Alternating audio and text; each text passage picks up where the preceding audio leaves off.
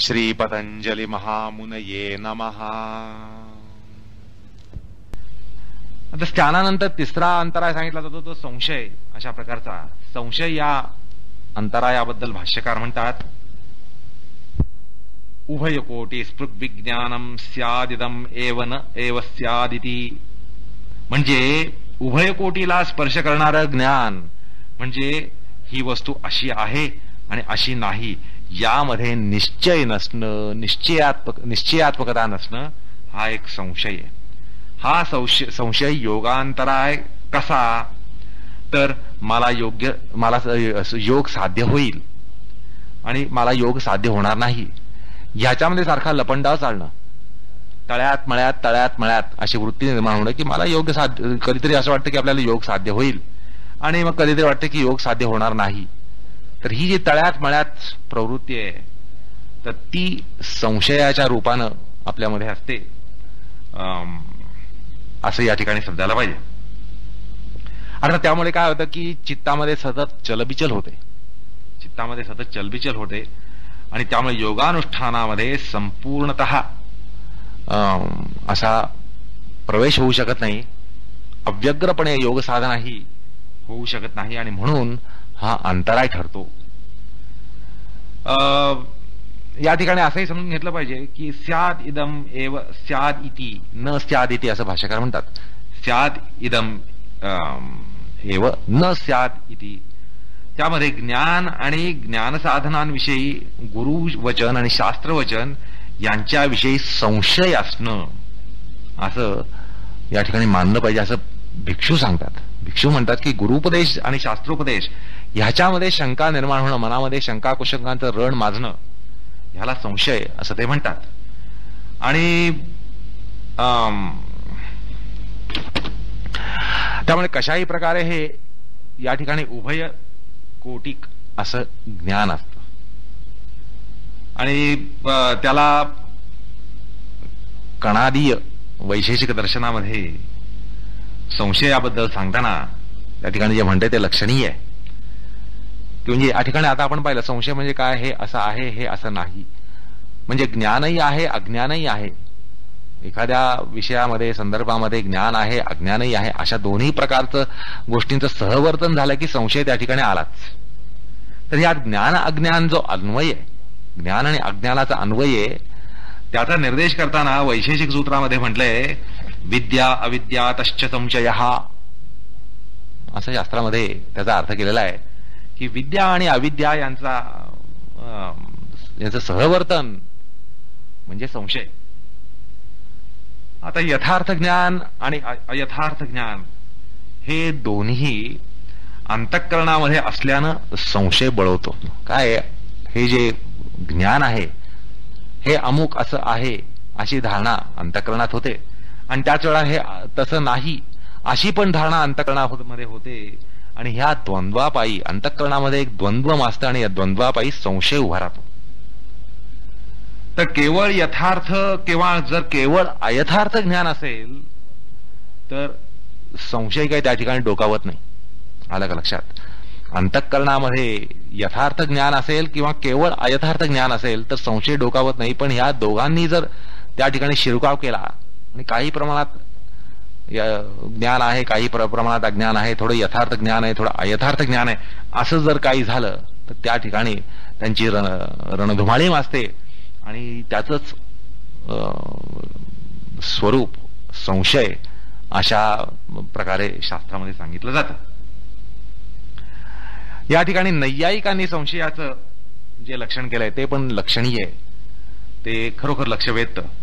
त्या ठिकाणी असं म्हटलं जातं की न्यायदर्शनामध्ये ते म्हणतात समान अनेक धर्मोपपत्ते विप्रतिपत्ते उपलब्धी अव्यवस्थातश्च विशेष पेक्षो विमर्श संशय, असं त्यांनी त्याचं लक्षण केलेलं आहे. आता तार्किक हे या ठिकाणी असं म्हणतात की प्रमेयाच्या बाबतीत ज्या विषयात आपल्याला ज्ञान व्हायचंय त्याला प्रमेय म्हणतात. वस्तुविषय, ज्ञानाचा वस्तुविषय जो आहे ते प्रमेय. त्या प्रमेयाच्या ज्ञानामध्ये संशय काय येतो हे सांगताना म्हणतात समान धर्माची उपलब्धी. समान धर्माची उपलब्धी आली की आपल्याला कळत नाही हे का ते.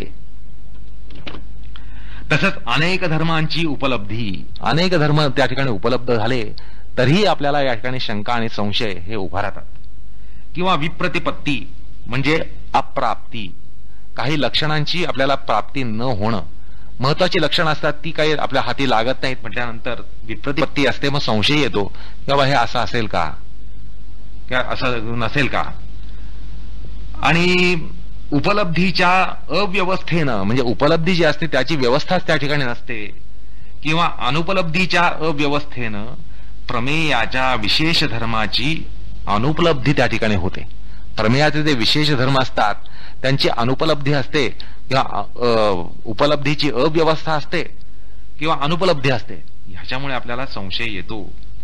म्हणजे संशयाचा सैद्धांतिक विचार केल्यास आपल्याला असं लक्षात येतं की संशयोत्पत्तीला, संशयाच्या उत्पत्तीला 5 घटक असतात. आलं का लक्षात? संशय का निर्माण होतो तर या ठिकाणी न्यायशास्त्रकार 5 घटक सांगतात.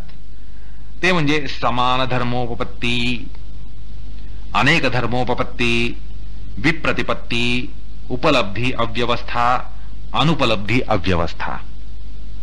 तर ह्याच्या समान धर्मोपत्ती जी आहे ती थोडीशी लक्षात येते, नावावरनच कळतं. तसंच अनेक धर्मोपपत्ती हे सुद्धा नावावरनं कळतं. विप्रतिपत्ती म्हणजे विरोधी ज्ञान होणं, विरोधी ज्ञान होणं ही विप्रतिपत्ती आहे. तर उपलब्धीची अव्यवस्था, त्या वस्तुविषयाचं जे विशेष लक्षण असतं त्याची उपलब्धी होण्यासाठी व्यवस्था नसते, अव्यवस्था झालेली असते, किंवा अनुपलब्धीची अव्यवस्था असते. तर हा प्रकार आपण थोडासा समजून घेऊया. हे जे 5 घटक आहेत ते थोडे समजून घेऊया. या ठिकाणी समान धर्मत्वाचं उदाहरण देताना असं म्हणता येईल की स्थाणू पुरुष, म्हणजे समोर अंधारामध्ये खांब बसल्यावर हा खांब आहे का पुरुष आहे, हा खांब आहे का माणूस आहे, असा जो आपल्यामध्ये संशय येतो तो याचं कारण समान धर्म उपपत्ती, समान धर्मांची त्या ठिकाणी उपपत्ती असते. ते समान धर्म कुठले तर दोन्हींमध्ये ऊर्ध्वत्व असतं.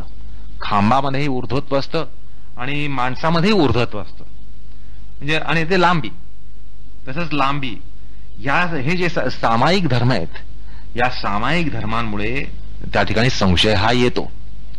तर ही झाली समान उपपत्ती. अर्थात सामायिक धर्मांमुळे, काही सामायिक धर्म असतात कॉमन कॅरेक्टरिस्टिक्स, त्याच्यामुळे समान धर्मोपपत्तीमुळे संशय हा येतो. आता अनेक धर्मोपलब्धी असा एक दुसरा घटक सांगितला आहे. अनेक धर्मांची उपलब्धी त्या ठिकाणी प्राप्त झाल्यानं आपल्याला निश्चय करता येत नाही आणि संशय हा बळावतो. त्यानंतर विप्रतिपत्ती, विप्रतिपत्तीमध्ये एकाच विषयामध्ये विरोधी असं ज्ञान प्राप्त झालेलं असतं. असं आहे की एखादा आचार्य येऊन म्हणतो, एखादा आचार्य उपदेश देतो बा किंवा आत्मा आहे, जे आत्मतत्व जे म्हणतात ते आहे बाबा, खरोखरच आत्मा आहे असं एक आचार्य सांगतो. आणि दुसरा आचार्य येऊन सांगतो आत्मा वित्मा काही नाही, कुछ नाही, सर झूठ, असं दुसरा आचार्य म्हणतो. आता यावेळेला तिसऱ्या सामान्य माणसाची जी अवस्था होते ना त्याला विप्रतिपत्ती असं म्हणतात. त्यानंतर उपलब्धी अव्यवस्था.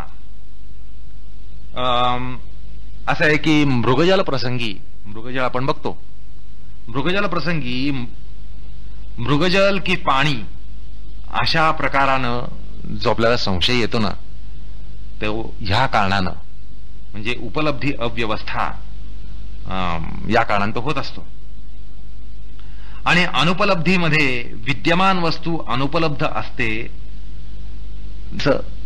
भूगर्भस्थ जल, या ठिकाणी भूमीमध्ये आपल्याला पाणी मिळेल का नाही, हा जो संशयाचा प्रकार असतो त्या ठिकाणी एक अनुपलब्धी असते. तर तो प्रकार अनुपलब्धी अव्यवस्था.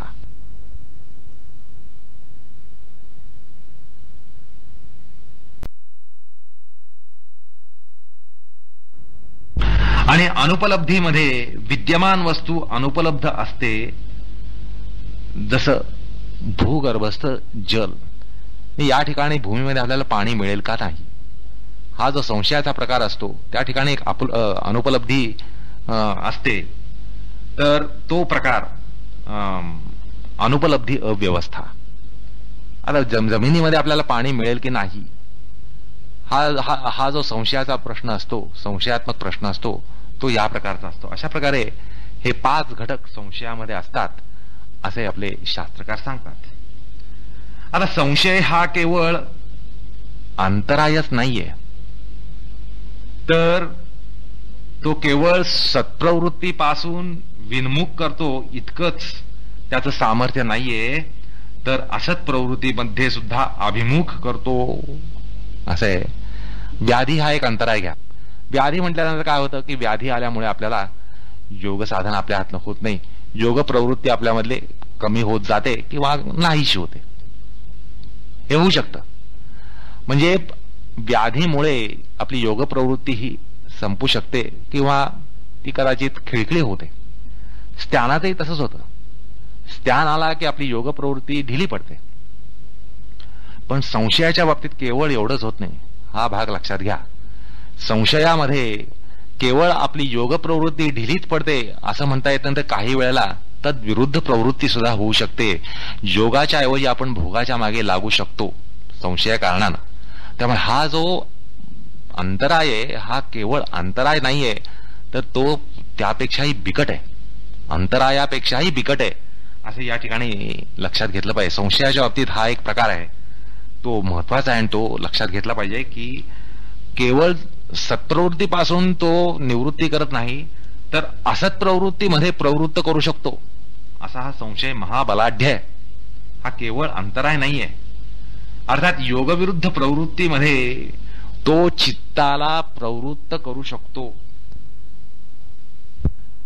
त्यामुळे व्याधी आणि स्त्यान या दोन्ही अंतरायांपेक्षा हा प्रबळ असा प्रतिपक्षी आहे, हा महारथी आहे असं म्हणायला पाहिजे. आता व्याधी स्त्यान यांचं एकांगी सामर्थ्य असतं, त्यांचं सामर्थ्य एकांगी असतं. केवळ ते तुमच्या योग प्रवृत्तीपासून तुम्हाला त्यातली तुमची तीव्रता कमी करतील किंवा फार तर तुम्हाला त्यापासून थांबवतील, योग प्रवृत्तीच तुमची थांबवून टाकतील असं हे होऊ शकतं. अर्थात त्यांचं ते एकांगी सामर्थ्य आहे. म्हणजे योग्याला, योग साधकाला योगापासून वियोग घडवणं हे एवढंच व्याधी आणि स्त्यान करू शकतात. पण संशय जो आहे ना, तो उपरोक्त प्रकारे तो अंतराय आहेच, पण त्याला दुहेरी सामर्थ्य आहे. त्याला दुहेरी सामर्थ्य आहे. तो योगापासून अयोग घडवू शकतो, वियोग घडवू शकतो, योग थांबवू शकतो. एवढंच नाही तर तो योगाचा प्रतिपक्षी जो भोग आहे त्या भोगामध्ये सुद्धा प्रवृत्त करू शकतो. त्यामुळे संशय हा जो अंतराय आहे त्या ठिकाणी साधकांनी थोडं सूक्ष्म दृष्टीने बघायला पाहिजे. आणि एक हा अंतराय एक बलाढ्य अंतराय आहे. इतर अंतरायांप्रमाणेच त्याला त्याच रांगेमध्ये बसवणं हे या ठिकाणी योग्य नाहीये. तर साधकांनी संशय हा जो अंतराय या ठिकाणी सांगितला आहे तो अधोलेखित करायला पाहिजे. आणि या ठिकाणी भगवद्गीतेतलं वचन आठवतं की याच कारणानं संशयाबद्दल असं म्हटलेलं आहे. संशयाबद्दल जो अध्यात्माच्या प्रांतामध्ये एक जबरदस्त ज्याला धसका घेतलेला आहे, हा जो धसका घेतलाय तो अत्यंत योग्य आहे. कारण खरोखर धसका घेण्यासारखाच हा अंतराय आहे. बघा गीतेमध्ये असं म्हटलंय, अज्ञश्च अश्रद्धदानश्च संशयात्मा विनश्यती, न अयम लोक अस्ति न परम न सुखम संशयात्मनः. असं गीतेमध्ये 4थ्या अध्यायामध्ये म्हटलंय की संशय आला की अत्र नास्ती तत्र नास्ती असं होऊन जाईल. आणि अशा तऱ्हेने तो एक बलाढ्य असा अंतराय असं आहे की संशयामाग अज्ञानावस्था आणि श्रद्धाराहित्य असतं. संशय येण्याचं कारण आपल्यामध्ये एक अज्ञावस्था असते, आपण अज्ञ असतो, ज्ञानाचा अभाव असतो आणि श्रद्धाराहित्य असतं. श्रद्धा जरी आपली ढिली असली, कमी असली तरी संशय हा लगेच डोकं वर काढतो. त्यामुळे योगविषयक आपण अज्ञ राहणार नाही ह्याची काळजी साधकाने घेतली पाहिजे. म्हणजे आज आपल्याला वाटेल की मला काही संशयाची बाधा नाहीये, नाही तर तो अंतराय मला जाणवतच नाहीये, त्याची कधी मला बाधा पोचेल वाटेल अशी मला शक्यताच वाटत नाही. पण हेच अज्ञान आहे. आपल्याला संशय नाही अशी दृढ श्रद्धा निर्माण होणं हाच तो श्रद्धेचा सुरुंग आहे, श्रद्धेला सुरुंग आहे. त्यामुळे आज जरी आपल्याला संशय नसला, संशय आहे असं वाटत नसलं, तर या संशयाचं कारण अज्ञावस्था आहे. आपल्यामध्ये काहीतरी अज्ञान आहे. अज्ञान असल्यामुळे आणि आपण अज्ञ असल्यामुळे संशय हा बळवतो. त्यामुळे योग विषयक आपण अज्ञ राहणार नाही ह्याची साधकांनी काळजी घेतली पाहिजे. म्हणजे केवळ श्रद्धेने साधना करत राहिला तर त्या ठिकाणी ज्याला प्रिव्हेंटिव्ह म्हणतात, या संशयाचा प्रतिषेध त्या श्रद्धेद्वारा होणार नाही. तर योगशास्त्राबद्दल आपण अज्ञ असता कामा नये, अनभिज्ञ असता कामा नये. त्यामुळे योगशास्त्राबद्दल आपल्यामध्ये अज्ञान कुठल्याही प्रकारे संभवणार नाही ह्याची त्यांनी काळजी घेतली पाहिजे. म्हणजे त्यांनी कसं अध्ययन कसं करायला पाहिजे, स्वाध्याय कसा करायला पाहिजे हे या ठिकाणी ओघाने येतं. योगशास्त्राचा अभ्यास हा त्यांनी साधकाने केला पाहिजे. आणि असं आहे की आपल्याला योगविषयक श्रद्धेमध्ये कधीही न्यूनता येणार नाही याची खबरदारी घेतली पाहिजे.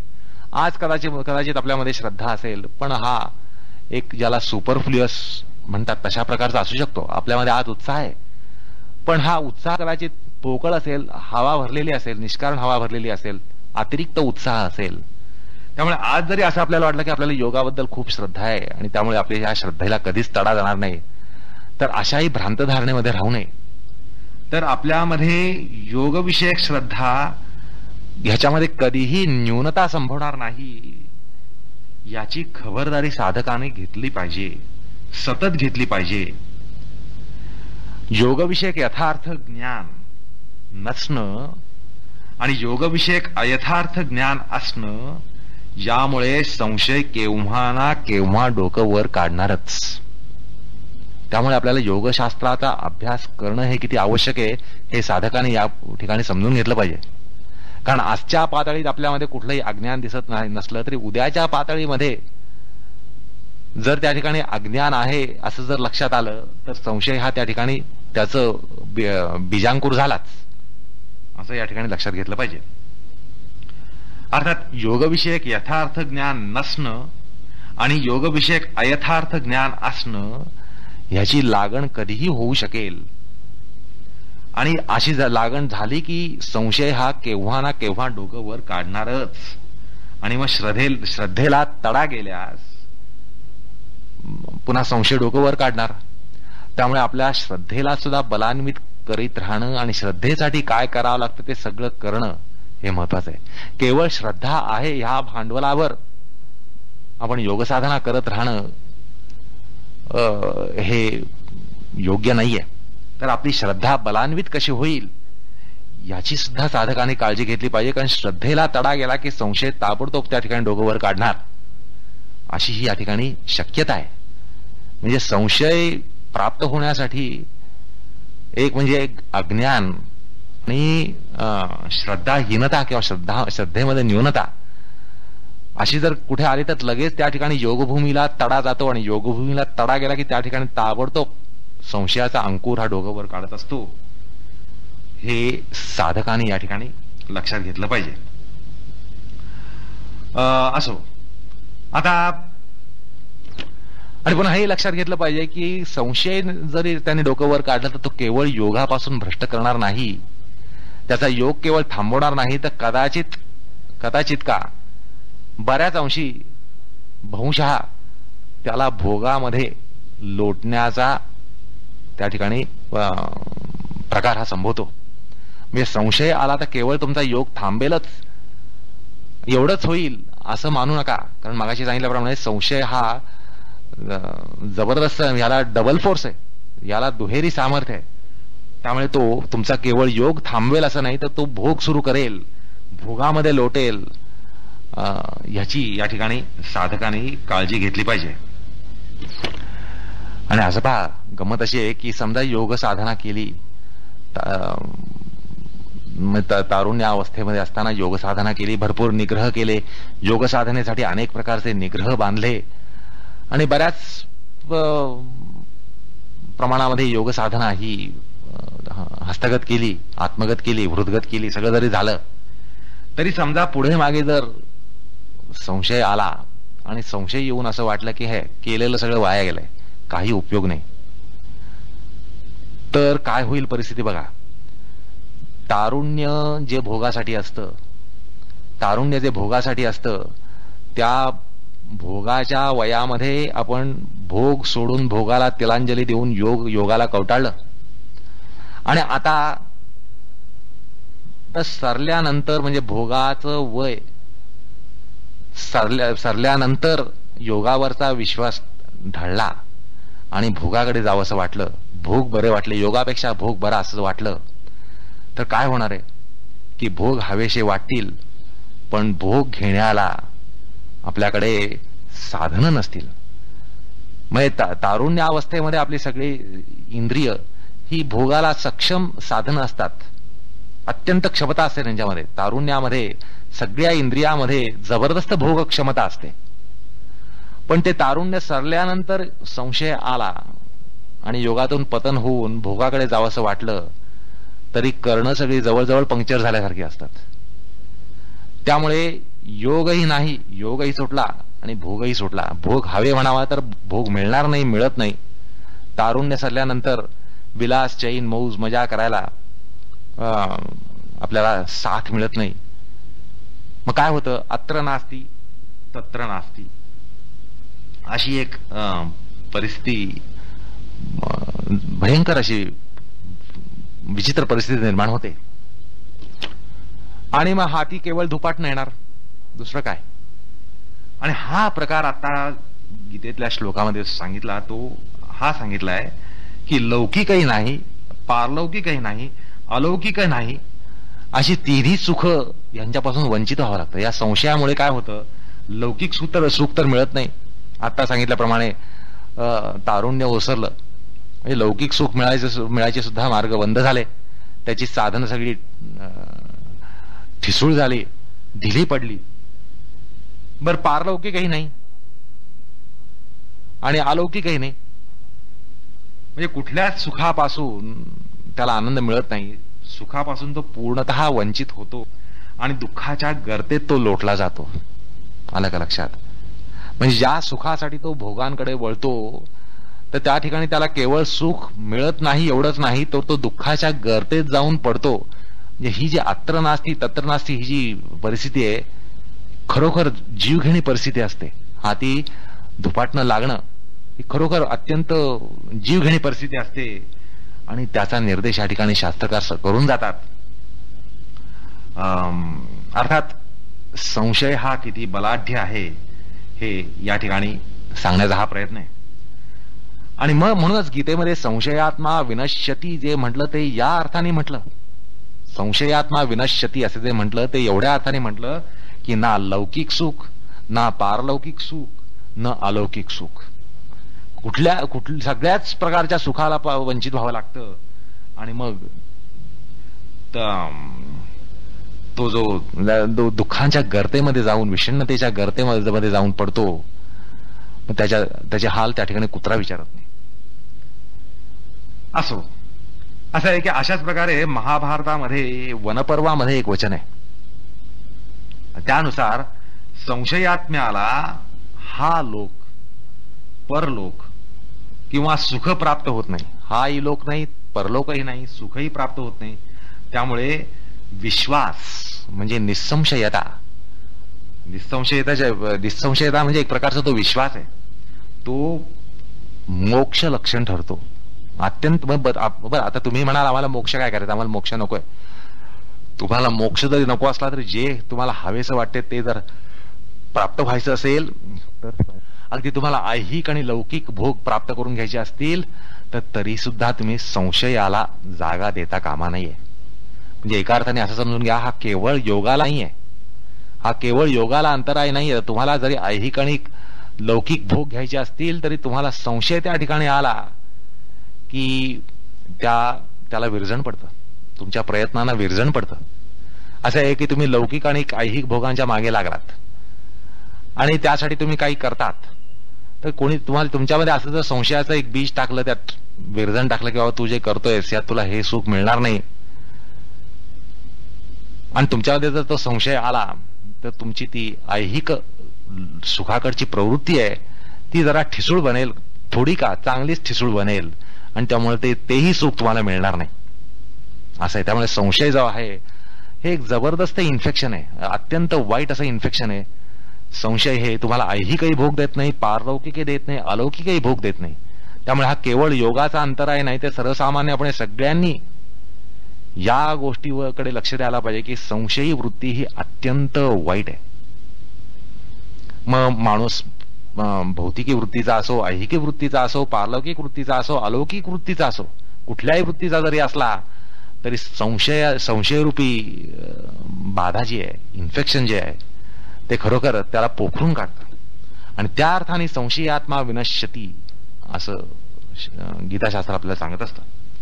असो, आता हे महाभारतामध्ये अशाच प्रकारचा संदर्भ आला आहे. म्हटलं वनपर्वामध्ये, त्यात असं म्हटलंय त्यांनी, न अयम लोको अस्ति न परो न सुखम संशयात्मनः उचुर्ज्ञान विदो वृद्धा प्रत्ययो मोक्ष लक्षणम. त्यांनी हे मोक्षाचं लक्षण म्हणून संशय निवृत्ती किंवा विश्वास हा सांगितलेला आहे. म्हणजे निसंशयता जी आहे त्याचा प्रभाव किती आहे हे सुद्धा आपल्याला या महाभारतातल्या वचनावरून लक्षात येतं. या ठिकाणी एक श्रौतवचन सुद्धा आठवतं, मुंडक श्रुती आहे. मुंडकोपनिषदामध्ये असं म्हटलंय, भिद्यते हृदये ग्रद्दी छिद्यन्ते सर्व संशयः क्षीयन्ते च अस्य कर्माणि तस्मिन् दृष्टे परावरे. म्हणजे परमोच्च अशी आध्यात्मिक अवस्था गाठायची असली तरी त्या ठिकाणी मुख्य आणि बलाढ्य शत्रू हा संशय आहे.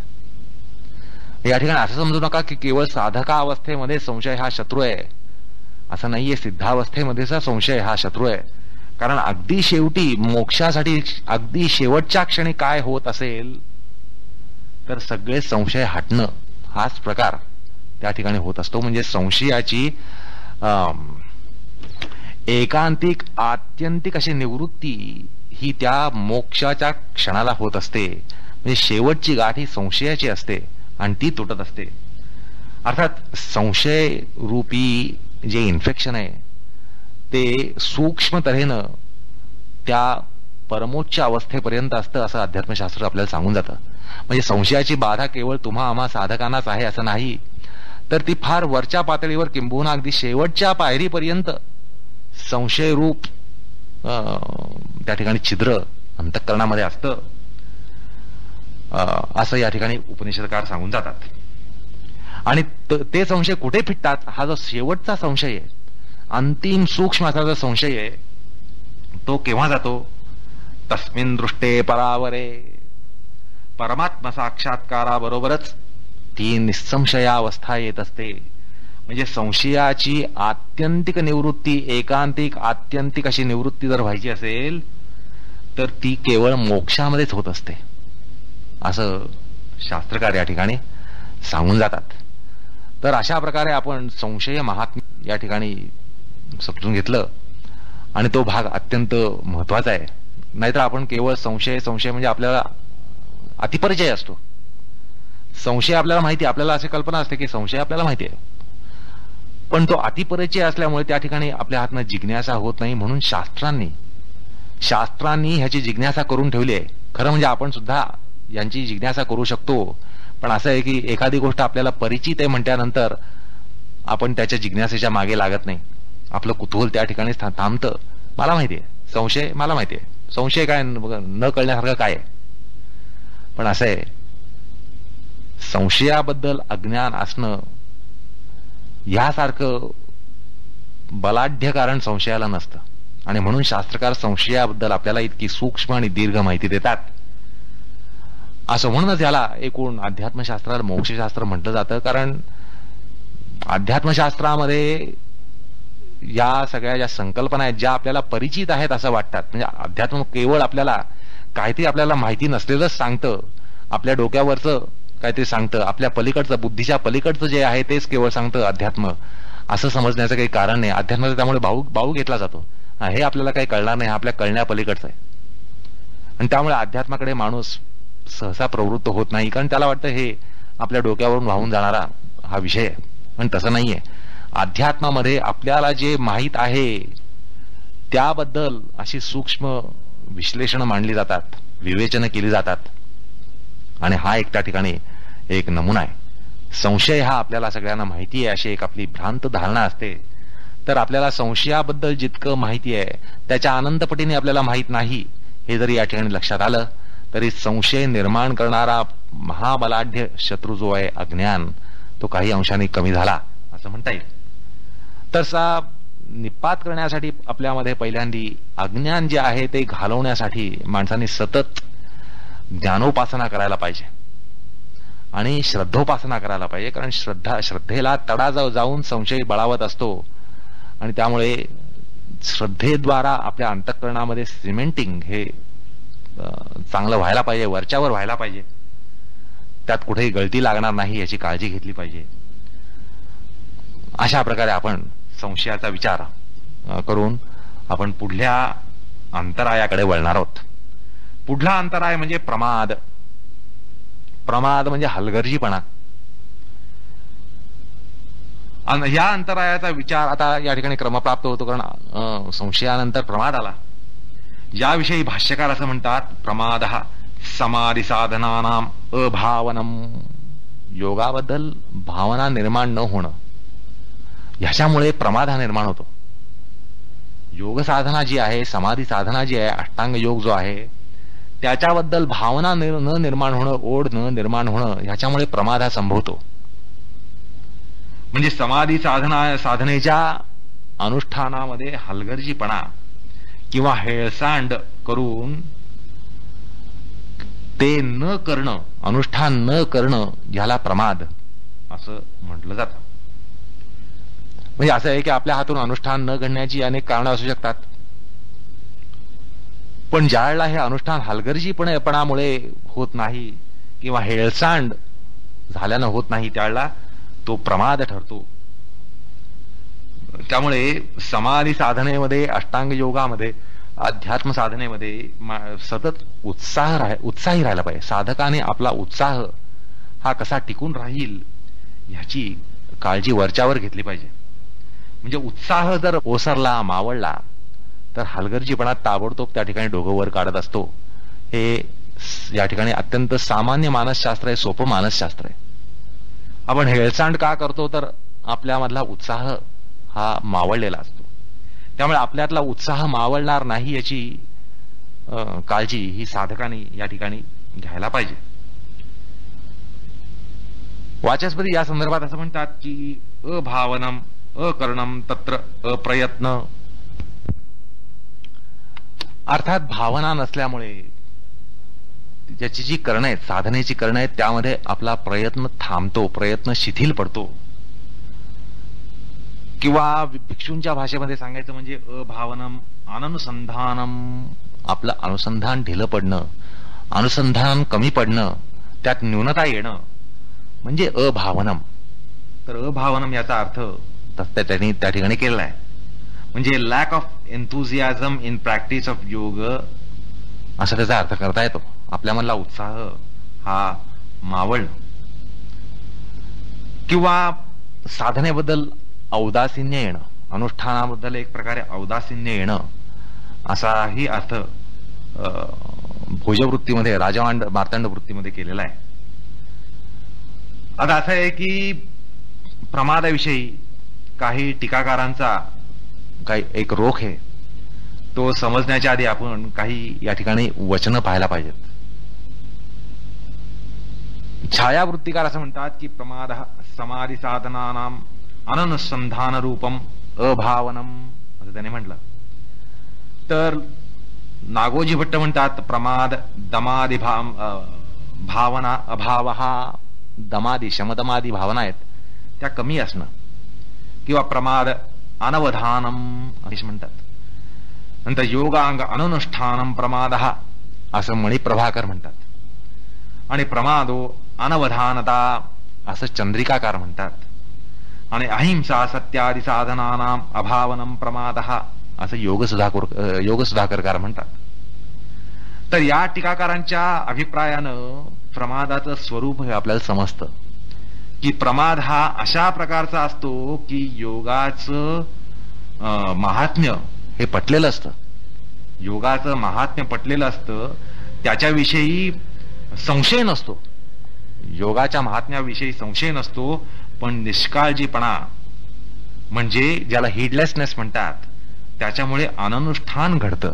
म्हणजे त्या ठिकाणी अनुष्ठान घडण्याचं कारण त्या ठिकाणी संशय आहे असं काही म्हणण्याचं कारण नाही. संशय नसतो. आपल्याला त्या वेळेला ज्याच्या हातनं प्रमाद घडतो त्याला पटलेलं असतं, माहिती असतं, पक्की धारणा असते की बाबा योग हा चांगला आहे, पण तरी त्याच्यामध्ये हा प्रमाद हा घडू शकतो. आता हे जे अनुष्ठान होतं, अनुष्ठानाविषयी हेळसांड होते, हलगर्जीपणा घडतो, त्यातला जो अपराध आहे हा संशयापेक्षा मोठा असतो, असा एक बारकावा या ठिकाणी लक्षात घेतला पाहिजे. आपण अंतराय जो संशय, त्याच्या वेळेला संशयाविषयी मोठा बाऊ घेतला आणि खरोखर तो बलाढ्य होता, प्रश्नच नाही. पण या ठिकाणी असं आहे की संशय नसताना तुमच्या हातून हलगर्जीपणा होणं, हेळसांड होणं हा अपराध मोठा आहे. म्हणजे संशय कारण जर तुमच्यात हेळसांड झाली तर बाबा म्हणता येईल की नाही, त्या ठिकाणी बुद्धीची धारणाच पक्की नव्हती, संशय होता, त्याला संशय होता म्हणून त्याच्या हातून साधना झाली नाही. तर तो जो अपराध आहे त्यापेक्षा हा अपराध फार मोठा आहे. कारण या ठिकाणी संशयाला जागा महात्म्य पटलेले, योगाबद्दल श्रद्धा आहे, आणि असं असून सुद्धा जाणून बुजून सत्प्रवृत्त न होण्यासारखं पाप दुसरं पाप नाहीये. कारण या ठिकाणी सत्प्रवृत्तीपासून तुम्ही जाणून बुजून निवृत्त होता, त्यामुळे प्रमादासारखं मोठं पाप नाही असं आपलं धर्मशास्त्र सांगतं. आणि हा याच्या मागे अनुत्साह हे प्रबळ कारण असतं. म्हणजे अनुत्साह हा किती बलाढ्य कॅन्सर आहे हे या ठिकाणी लक्षात घेतलं पाहिजे. अनुत्साहामुळे प्रमाद घडतो आणि प्रमादामुळे धर्मप्रवृत्ती आपली हाटते, आणि तीही जाणून बुजून, माहिती असून. म्हणजे जाणून बुजून एखादा गुन्हा करावा तसा हा गुन्हा आहे. आणि काय ह्याचं कारण काय तर अनुत्साह. त्यामुळे अनुत्साह आपल्याला त्या मानाने क्षुल्लक वाटतो. योग साधना करताना फार उत्साह नसेल तर आपल्याला तो क्षुल्लक वाटतो, तो अंतराय तेवढा आपल्याला मोठा वाटत नाही. पण अनुत्साह हा किती मोठा अंतराय आहे हे या ठिकाणी लक्षात घेतलं काय पाहिजे. कारण अनुत्साहामुळेच प्रमाद हा घडत असतो. म्हणजे प्रमादाद्वारा आपण अनुत्साह काय आहे हे समजून घेणं हे या ठिकाणी महत्वाचं आहे. तर असं आहे की प्रमादाचा प्रभाव हा आत्मसाधनेमध्ये इतका भयंकर असतो की प्रमादाला आत्मनाश ठरवण्याला शास्त्रकार कचरत नाहीत. म्हणजे आता सांगितलं की प्रमाद घडतो याचं कारण आपल्याला माहिती असून आपण जाणून बुजून मुद्दाम आपण धर्मप्रवृत्ती सोडतो, सत्प्रवृत्ती सोडतो. त्यामुळे हा फार मोठा अपराध आहे आणि म्हणून प्रमादालाच त्याने आत्मनाश ठरवलेला आहे. आणि असं आहे की महाभारतामध्ये सनत्सृजातीय पर्वामध्ये याविषयी असं म्हटलंय की प्रमाद हा मृत्यू आहे, अप्रमाद हे अमृतत्व आहे. आलं का लक्षात? प्रमाद हा मृत्यू आहे आणि अप्रमाद हे अमृतत्व आहे असं त्या ठिकाणी म्हटलेलं आहे. प्रमादम वै मृत्युर्अहम ब्रवीमी तथा अप्रमादम अमृतत्वम ब्रवीमी असं महाभारतामध्ये उद्योग पर्वामध्ये ऋषींचं वचन आहे. आणि या ठिकाणी मुंडकोपनिषद सुद्धा पुढे येतं. मुंडकोपनिषदामध्ये आत्मा कोणाकोणाला प्राप्त होत नाही हे सांगताना प्रमादीला म्हणजे प्रमाद करणाऱ्याला तो प्राप्त होत नाही, अर्थात प्रमादाला त्यामध्ये घातलेला आहे.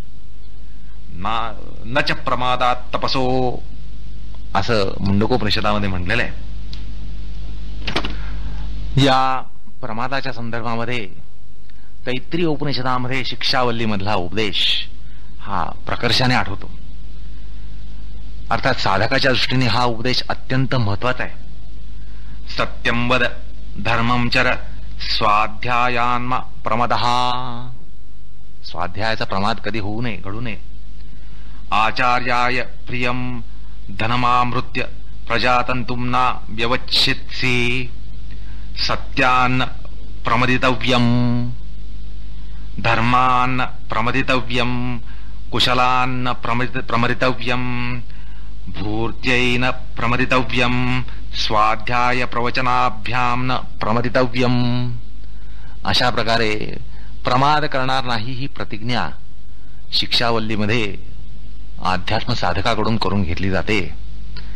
ह्याचं कारण प्रमाद हा एक अत्यंत प्रबळ असा अंतराय आहे. आता सांगितल्याप्रमाणे प्रमादासारखं पाप नाहीये आणि म्हणूनच प्रमादाला मृत्यू ठरवलंय, प्रमादाला आत्मनाश ठरवलंय.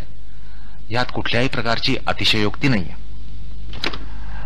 अर्थात प्रमादामागचं मुख्य कारण म्हणजे आता सांगितलं की निरुत्साह, उत्साहाचा अभाव, आणि त्यामुळे उत्साह सर्जन आपल्यामध्ये कसं होत राहील ह्याची दक्षता साधकांनी ही वरच्यावर घेतली पाहिजे, सतत घेतली पाहिजे.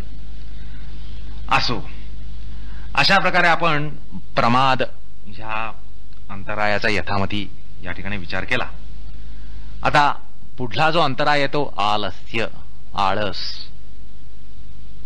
आलस्याविषयी भाष्यकार म्हणतात आलस्य कायस्य चित्तस्य गुरुत्वात् अप्रवृत्ती. किती काव्यात वर्णन आहे बघा.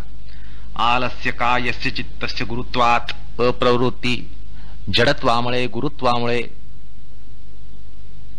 कायस्य चित्तस्य अप्रवृत्ती. काया आणि चित्त, शरीर आणि मन ह्यांच्यामध्ये अप्रवृत्ती येणं, अर्थात जडत्वात, जडत्वामुळे असं त्या ठिकाणी सांगितलं जातं. काया म्हणजे शरीर आणि चित्त यांच्यामध्ये जडत्व आल्यानं योग साधनेमध्ये अप्रवृत्ती होते. हा आळस आहे. आता काया म्हणजे शरीरामध्ये गुरुत्व येण्याचं कारण काय? वाचस्पती मतामध्ये कफादी धातू ह्याच्यामुळे कफ वृद्धी झाली, माणसाच्या शरीरामध्ये कफवृद्धी झाली तरी शरीरामध्ये जडत्व येतं, शरीरामध्ये आळस येतो. मग आता कफादी म्हटल्यानंतर थोडंसं या ठिकाणी असं सांगावंसं वाटतं की ज्यांना आहार आणि या धातूंचा संबंध माहीत नाही, अति गोड सेवन करणं किंवा जड पदार्थ खाणं, अत्यंत पचायला जड असं सेवन करणं, गोड धोड तुपकट तेलकट, याच्यामुळे पचनाग्नी मंद होतो आणि पचनाग्नी मंद झाला की कफविकार संभवतो आणि कफविकार संभवला की शरीरामध्ये जडत्व येतं. अर्थात हे या संदर्भामध्ये म्हणजे धातूंच्या संदर्भामध्ये वातपित्त कफांच्या संदर्भात विचार करायचा म्हटलं तर असं होतं की शरीरामध्ये कायेमध्ये जडत्व येण्याचं कारण कफ प्राबल्य असं म्हणता येईल. आणि चित्तामध्ये जडत्व येण्यासाठी चित्तामध्ये तमोगुण प्राधान्य असतं. चित्तामध्ये तमोगुण प्राधान्य आलं की चित्तामध्ये गुरुत्व आलं, जडत्व आलं. तर अशा प्रकारे ते वाचस्पती मिश्र या ठिकाणी निर्देश करतात. कायस्य गुरुत्वम कफादीना चित्तस्य गुरुत्वम तमसा. तर मणिप्रभाकार या ठिकाणी असं म्हणतात की चित्तामध्ये गुरुत्व हे जे मांडतात त्यावेळी ते असं म्हणतात आलस्यम चित्तस्य गुरुत्वात अप्रवृत्ती आहे. असं आहे की त्यामुळे जी योगात अप्रवृत्ती होते तो आळस असं ते ठरवतात. हे जडत्व कारण आहे, गुरुत्व कारण किंवा मांद्य हे येण्यामुळे योगामध्ये जी अप्रवृत्ती येते त्याला आळस असं या ठिकाणी म्हटलेलं आहे. अर्थात मणिप्रभाकारांनी हे जे या ठिकाणी लक्षण सांगितलं ती थोडी स्त्यानाशी गफलत होते. आणि मगाशी म्हणून आपण पाहिलं की स्त्यानाचं वर्णन करताना, त्याचं लक्षण करताना आपण काय केलं आणि या ठिकाणी आळसाचं काय करायला पाहिजे हे या ठिकाणी लक्षात येईल. अर्थात त्यानामध्ये केवळ चित्ताची अकर्मण्यता असते तर ह्याच्यात दोघांची असते. त्यानामध्ये केवळ चित्ताची, त्यामुळे स्त्यान हा थोडा सूक्ष्म आहे आणि हा आळस जो आहे तो जास्त स्थूल आहे. तर या ठिकाणी स्त्यान आणि आळस ह्यातला फरक हा लक्षात घेतला पाहिजे. पण असं आहे की आळस हा स्त्यानापेक्षा त्यामुळे बलवत्तर ठरतो, कारण ह्याच्यामध्ये शरीरामध्येही जाड्य आहे, चित्ताबरोबर शरीरामध्येही जाड्य आलेलं आहे. त्यामुळे हा जास्त बलवत्तर ठरतो, कारण यामध्ये चित्ताच्या अक्षमतेला देहाचा सुद्धा सहकार असतो. देहाचा सुद्धा त्याला हात मिळवणी असते. त्या ठिकाणी शरीराची हात मिळवणी असते चित्तामध्ये. चित्ताच्या आळसामध्ये शरीराची पण हात मिळवणी असते. शरीर म्हणतो तू आळशी आहेस का, मी पण आळशी आहे. असो. बरं, दुसऱ्या दृष्टीने असं म्हणता येईल की स्त्यानाचा विस्तार म्हणजेच आळस. स्त्यान पोसत गेलो आपण, स्त्यानाला पोसत गेलो तर स्त्यान पोसला गेला की त्या ठिकाणी त्याचं आळसामध्ये रूपांतर होणार. त्यामुळे स्त्यानाबद्दल साधकाने दक्ष राहायला पाहिजे. कारण स्त्यानाचं एकदा थोडंसं अंकुर लागला आणि त्याचं एकदम पीक निघण्याची शक्यता असते, आणि पीक निघालं की आळस आलाच. तर एका अर्थाने असं म्हणता येते की स्त्यानाची त्याचा अपरिमित विस्तार म्हणजे आळस. असो. आळसाच्या संदर्भामध्ये एक भर्तृहरीचं मार्मिक वचन या ठिकाणी स्मरतं. नीतिशतकामध्ये भर्तृहरी म्हणतो, आलस्यम ही मनुष्याणाम शरीरस्थो महारिपुः. आलस्य ही मनुष्याणाम शरीरस्थो महारिपुः. हा महारिपू महाशत्रू आहे. आळस हाच माणसामध्ये शरीरामध्ये आपल्या अंतरी असणारा एक महाशत्रू आहे, महाबलाढ्य शत्रू आहे. आपल्या अंतरी असलेला हा शत्रू आहे. नास्ति उद्यम समो बंधू कृत्वा यम नावसिदती असं ते म्हणतात. हे एक सुभाषित आहे. उद्यम प्रियता आणि आळस यांचं या ठिकाणी लक्षण केलं जातं. असं आहे की शरीरामध्ये आळसासारखा शत्रू नाही, भर्तृहरी सांगून जातो, आणि उद्योगासारखा बंधू नाही. नास्ति उद्यम समो बंधू. उद्यम प्रियता आणि उद्योगासारखा शरीरामध्ये बंधू नाही, आणि जो उद्योग करील त्याला नाश नाही असं ते म्हणतात. तर अशा प्रकारे हे सुभाषित या ठिकाणी आठवतं. असो. तर एकंदरीत आता आळसाचे आपण वर्णन पाहिलं, त्याच्यातून असं लक्षात आलं की अंतःकरणामध्ये चित्तामध्ये या ठिकाणी तमसाचा प्रादुर्भाव झाला की आळस येतो. त्यामुळे साधकाने काळजी कशाची केली पाहिजे? आळस येऊ नये म्हणून उड्या मारत राहायला पाहिजे का? तर तसं नाहीये. आळस येऊ नये म्हणून तमसाचा प्रादुर्भाव होईल, तमसाचा विस्तार होईल, या गोष्टी टाळल्या पाहिजेत. विशेषतः आहार विहार या गोष्टी या ठिकाणी लक्षात घेतल्या पाहिजे. केवळ उपदेश या कानाने ऐकायचा किंवा आळशी राहू नका. हा उपदेश कोणी देतो? कुठलाही महापुरुष देतो. कुठलाही महापुरुष कशाला वडील माणसं देतात? आळशी माणूस सुद्धा उपदेश देईल, आळस सोडून द्या, आळस झटकून टाका. आळसाचा उपदेश कोणी देतो आणि आपल्याला वाटतं की हा हे खरंय, आळस काय सोडून द्यायला पाहिजे, हे सगळ्यांना पटतं.